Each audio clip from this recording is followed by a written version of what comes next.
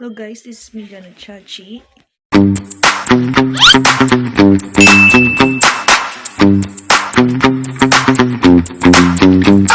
Punta kami sa labas. Mamili kami ng mga pwede naming bilhin. Like mga pasalubong.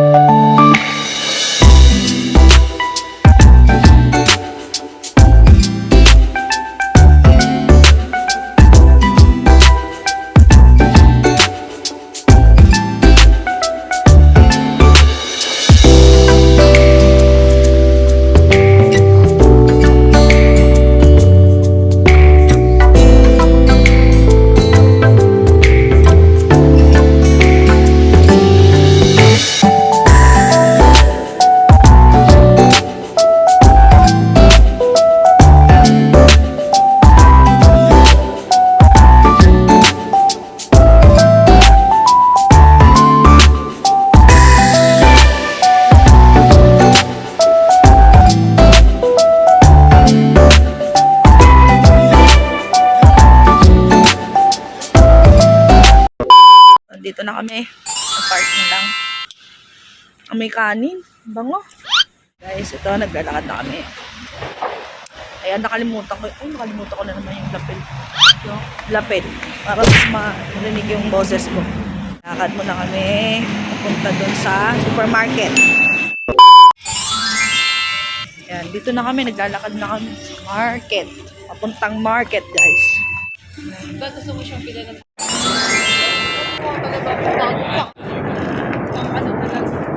Ayan, may mga ATM machine pala. Ah, meron silang ano. Diyan din tayo. May mga muna ka. Ay, sana kumuha ko yung barya mo niya. Makakuha naman. Kami nagkakaroon sa ganyan, nagagalit yung iba. Bakit? Ayaw ng mga Koreano na nagbibigay sa Bakit? sabihin nila, laki ng katawan yung bandigan. Promise. May point. Kasi tayo, siguro ba? Dito ba? Ayan. O kaya nila dito guys, Tianggian. Pero maganda, bago. Para sa mga branded talaga siya. Ang ganda ng dressing room nila. Ayan, dressing room. Saan? Ang babae. Wala kang palang Ito na, pa-Halloween na sila, oh. Pa-Halloween na.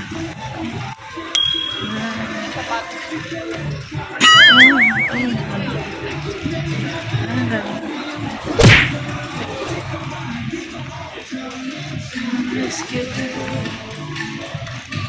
Ayan sa XQ. XQ.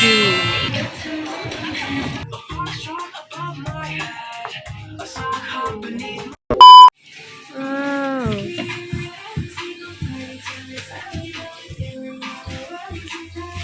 Ganda.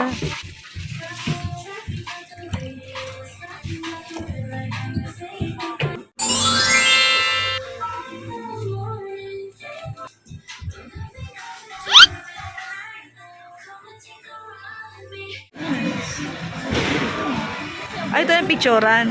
Oo.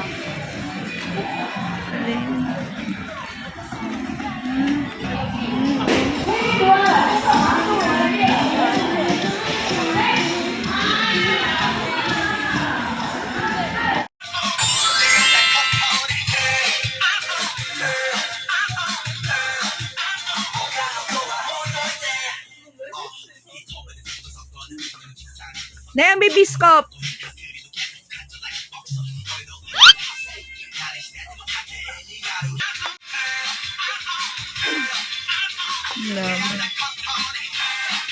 So, mamimili na kami.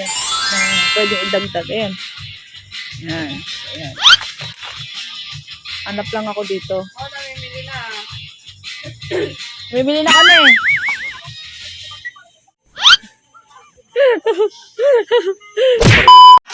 Ayan. Ayan sila. Ayan guys. It's time to buy. Kasi gusto ko na mamasyal para wala na akong isipin kung ano yung mga bibilin ko. A few moments later.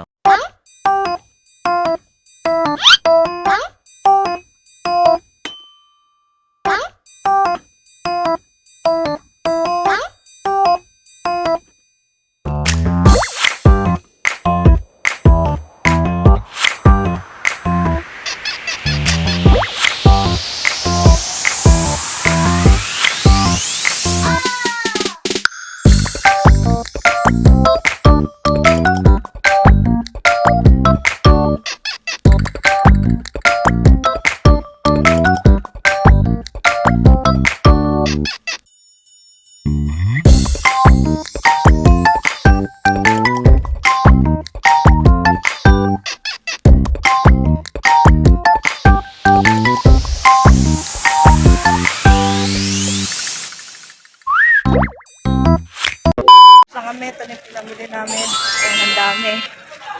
Oo, pasalubong namin sa mga chikiting. Mamimili ako ng para sa asawa ko naman na pasalubong. Nahirapan ako maghanap ng mga bagay. Ay, at last, nandito na kami. So, yan, katatapos lang namin mamili. May bibilin pa kami.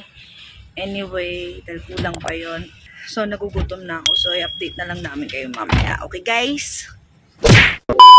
Hi, guys. Bumili ng milk tea mag-isa. So, ang gulo ng buhok. Ayan. Bibili akong milk tea tsaka tinapay. Nagugutom na ako. Mag-isa lang ako. Kasabay dapat ako sa hindi ako sinabayan. Mga natakot sa akin. Mga bang monster.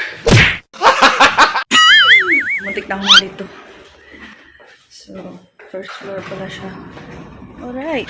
So, dito ako dadaan sa kabila, guys. Bibili tayo ng pagkain. Nagugutom na ako.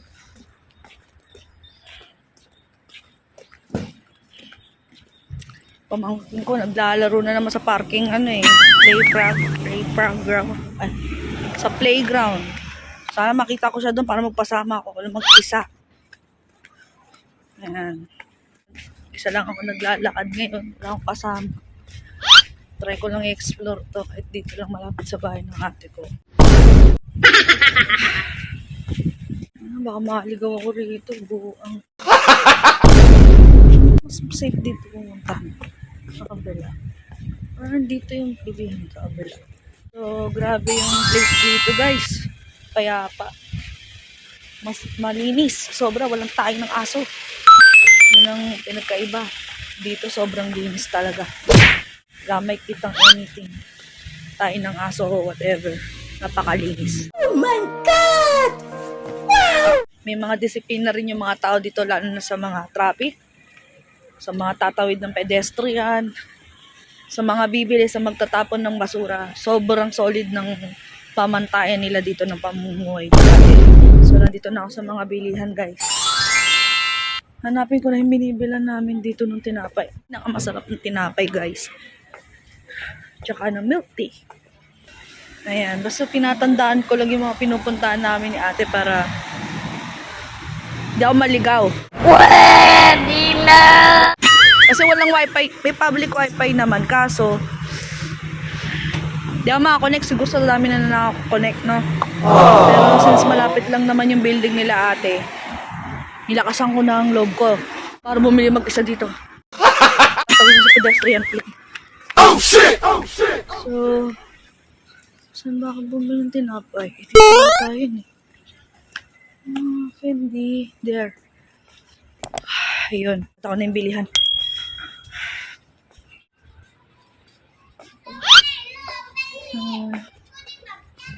What?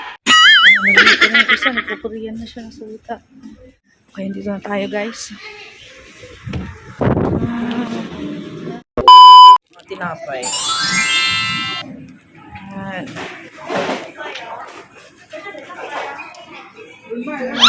Bibili rin ako ng milk tea pero hindi ko alam ano ko siya sasabihin.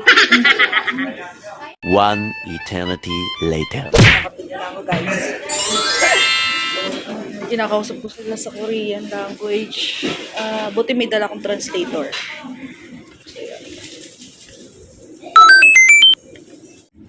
감사합니다.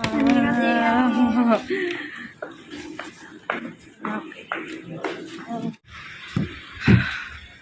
Ayan, nakabili na ako guys. Walang mag-isang bumili. Pero try ko nga may Pinugric seed dito. Pinugric seed.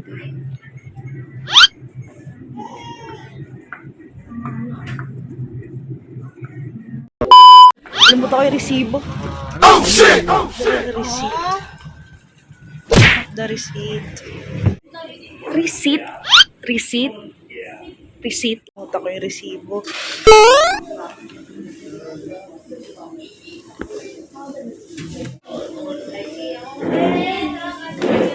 A few minutes later. Nakasanda. 19,400 lahat-lahat yung nagastos ko guys. Won yun. 19,400 won. So, lumalabas yung peso. Nasa ano lang siya. 19,400. Kasi sa 5,000, 200 pesos na siya. Meron akong gustong kainin. Yung ino-order ng ate ko. Kaso, hindi ko alam kung saan yung binibili. Pero, papa-order ko na lang sa ate ko. Chicken siya with rice, actually. So, yun. Lamig. Guys, sobra.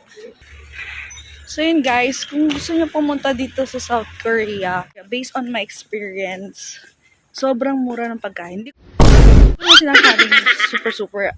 Depende kasi sa pagkonsumo yun. Kung malakas ka lumamon, mas mamamahalang ka, diba?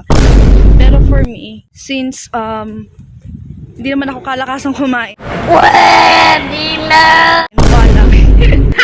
Ayun, mura naman siya para sa akin, no? So, sa pagkain na na-consume ko for 5 days, wala pang 2,000, 3,000 yung nagagastos ko. Kasi yung ibang expenses kasi, yung ate ko yung sumasagot. So, yun. Bali, siya muna yung sa mga heavy meals. Pero sometimes ako din. And yun, sa mga pasalubong, hati din kami, mga patid ko. So, yun. Hindi ko sure kung magugustuhan niyo tong strawberry latte kasi hindi ko talaga din alam yung mga kinemi dun eh. Yung mga words, hindi ko mabasa. So, yan. Pauwi na ako doon sa bahay ng ate ko. And yun guys, siguro ang mamamahalan kayo dito transpo. Kung wala kayong tutuluyan or wala kayong sasakyan, mamamahalan kayo sa transpo. At the same time, yung tutuluyan nyo rin, syempre. Pero if meron naman kayo kamag-anakan na may bahay, pwede kayong makituloy sa transpo, yun. So, actually, you can check naman sa mga Klook para mabudgetan nyo siya. Depende kung gaano kayo kagastos, no, sa mga gusto nyong bilhin dito or kainin. No, kasi doon sa Pilipinas, meron lang tayo kahit tagta-39, 49 na milk tea. Pero dito kasi mga milk tea nila, parang yung mga presyuhan na sa mga Coffee Bean, Starbucks, ganyan. Pero, masarap. Natikman ko na yung mga tinapay nila in solid. As in, parang solid ang tinapay nila. And authentic na tteokbokki lahat. Actually, hindi ko pa natitikman yung ibang authentic na street food nila. Pero yung tteokbokki the best. As in, sobrang layo niya doon sa lasa ng mga binebenta sa Manila, sa Pilipinas. Pwede na! Yun lang yung mga iti-feedback ko kasi sobrang sarap. As in, iba sila gumawa ng pagkain dito. Yung mga talagang kinakain natin sa Pilipinas na mga pagkain nila or ng mga dishes nila is ibang-iba yung mga lasa. Siguro lack of the mga ingredients na talagang dito talaga ginagawa. Diba? So, yun. So, hingal na hingal ako. Alam mo, kahit malamig siya, pero pinagpapawisan pa rin yung kilikili mo. Ayun. Meron din sila mga exercise equipment dyan sa labas. Na pwede mong gamitin. Ano ito na yun? Ito ba? Inalabahan ako. Ayun. Tignan ako maligaw. Oh shit! Oh shit! Alam mo ba, hindi ako sa lugar na ligaw. Dito sa condo nyo. Dito pa talaga. Tatlong kasi daanan natin. 106.5 to 6, 106, 106 tato. Hindi ko alam. Tinandaan ko lang. Hindi, ang tinandaan ko lang. Dapat yung kanto. Hindi, ayun nga, ang tinandaan ko lang kung saan ko nilabas natin yung stroller niya. No? Pakanan. Ay, ito tama. Ay, pakanan nyo. Wow, Ay, tama. Maliligaw na ako sa condo nyo ba? Di ba ito sa daan? Tagilang yan. Gagon, saya. Saya lumabas. And so, yan guys, nandito ako na Uwi naman ako na matiwasay. Naligaw pa ako sa entero ng pasukan ng ni ate. Sarap ng matcha nila dito. Alam mo, hindi ako namamahalan sa pagkain. Alam mo, namamahalan ako. Rito na. Lalo na pag Korean product. Sa totoo lang yun yung nila rito. Korean product. Pero pag hindi nila hindi nila product, mura. Hindi nila product, mas mura. Hindi makakapag-order ngayon. Saan ba yan? Saan ba yan nakalagay? Saan ba nakalagay yan? A few moments later. So guys, gabi na. So waiting na lang kami sa dinner. And update ko na lang kayo for tomorrow vlog. Kasi wala na akong gagawin. Kundi mag-edit na naman ng mga vlogs ko. Don't forget to like and subscribe.